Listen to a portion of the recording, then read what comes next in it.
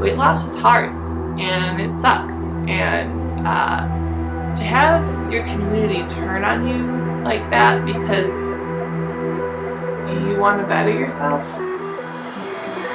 Not only have I chosen to remain fat and happy instead of thin and miserable, but I also don't care if it puts me at high risk of heart disease and diabetes. I do not allow intentional weight loss on my page. Being forced to lose weight for medical reasons is not body positive. You know, I've already lived a lot of life, trust me. And if I were to die tomorrow, I wouldn't regret it. If you are losing weight because you want to feel better, be in less pain, be healthier, all of these things, that's fatphobic. The idea that fat people are promoting obesity is nonsense. Little tummy rolls? That's okay. Arms that jiggle? That's okay. The idea that fat people are promoting obesity is nonsense. For my wild exercise, I choose this brownie. Such a workout. The idea that fat people are promoting obesity is nonsense. Don't assume that weight loss is going to benefit your health in any way, because there's no evidence to support that. Yeah, there's of course no evidence whatsoever if you actively choose to simply ignore all the evidence presented to you. But hey, don't let a minor thing such as logic or reason stop you from ruining the lives of millions of people by pretending as if there's nothing wrong with being obese.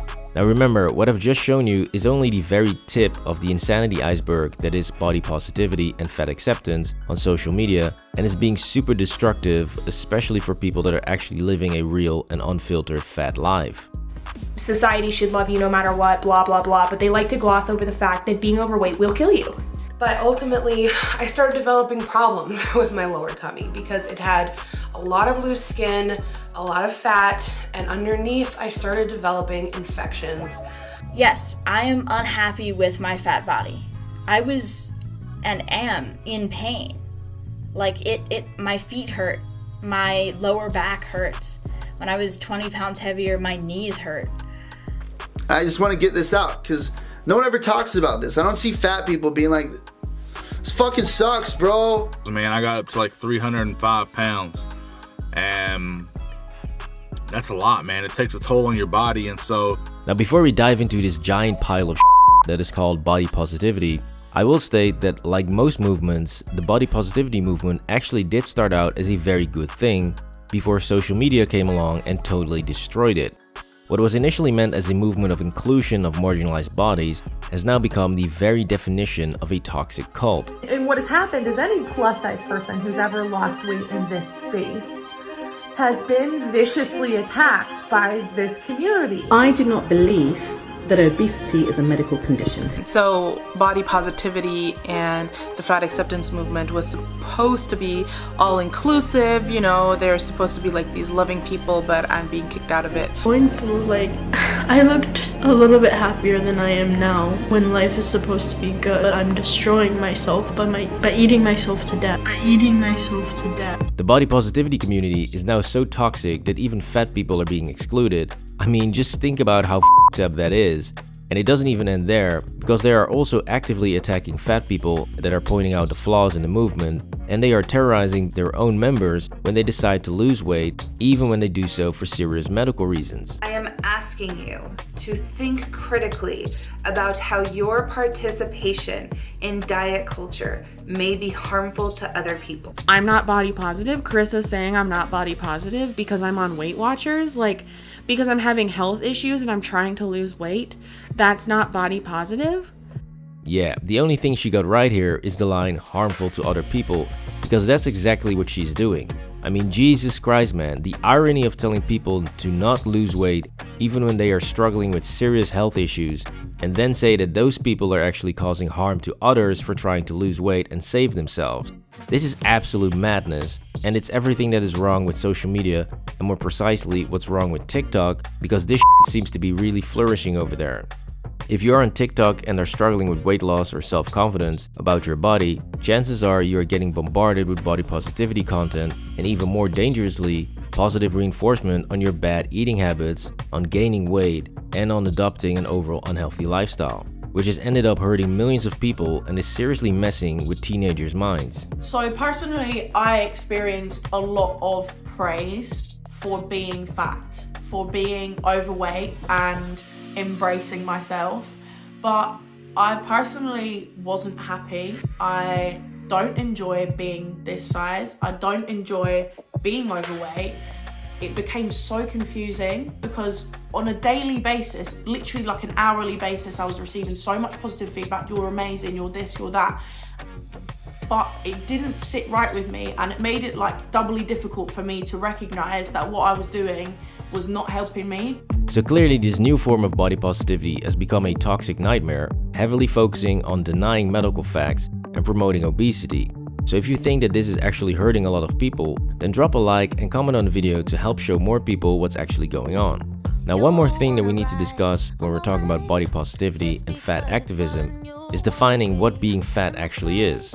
Because more and more people are saying that the most famous plus size model on the planet, Ashley Graham, is not plus size at all, and that fat people, or larger bodies as they say, are oppressed, that nobody wants to date them, and that fat people lose out on job opportunities.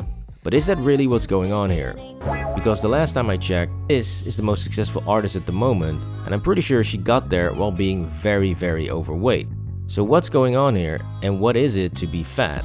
Well, here we have Eugenia Cooney. I think we can all agree that this is clearly unhealthy and that this person is anorexic. Now on the other side of the spectrum is obesity, and again, this is way too much fat in pretty much every single place. So now that we've got the two extremes figured out, it's easy to fill in the middle with very skinny, skinny, normal, chubby or fat, and plus size.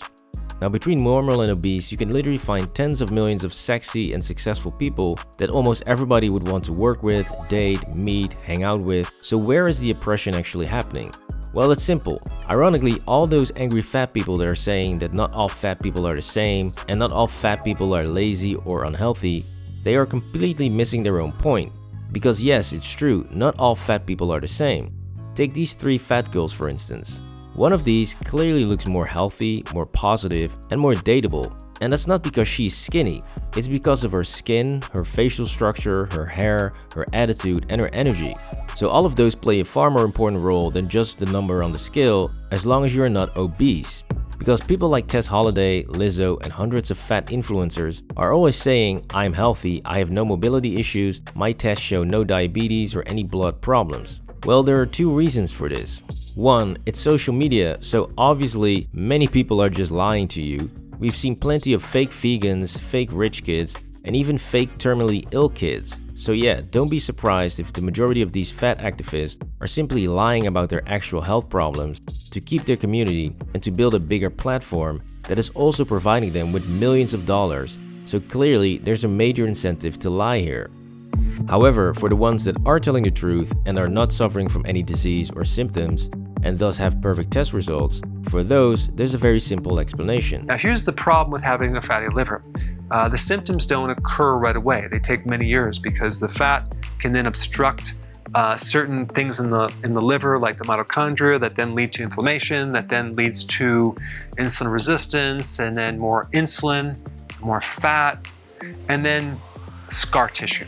You see, in a lot of these cases, these test results that they are referring to simply cannot detect serious damage until it's too late. Your liver needs to be almost completely destroyed to start showing up in test results, and as long as your pancreas can keep up with the insane high demand for insulin, you might just appear to be perfectly fine. So it's very easy for fat activists to say that they are fine and that there's no danger of being obese, since it will take many years, several decades even, for real problems to show up.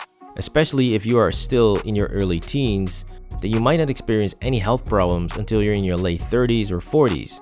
However, the mobility problems and everyday practicality problems are far more obvious and they will hit you very quickly.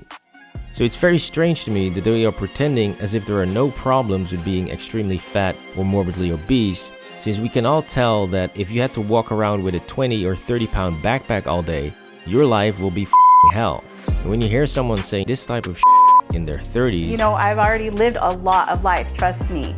And if I were to die tomorrow, I wouldn't regret it. Then you should really question if you feel the same way and if you're willing to die at 30 or 40 years old.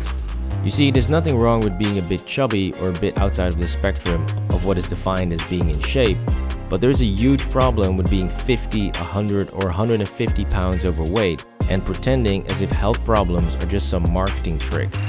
This was the insanity of body positivity. Please like and subscribe for more videos.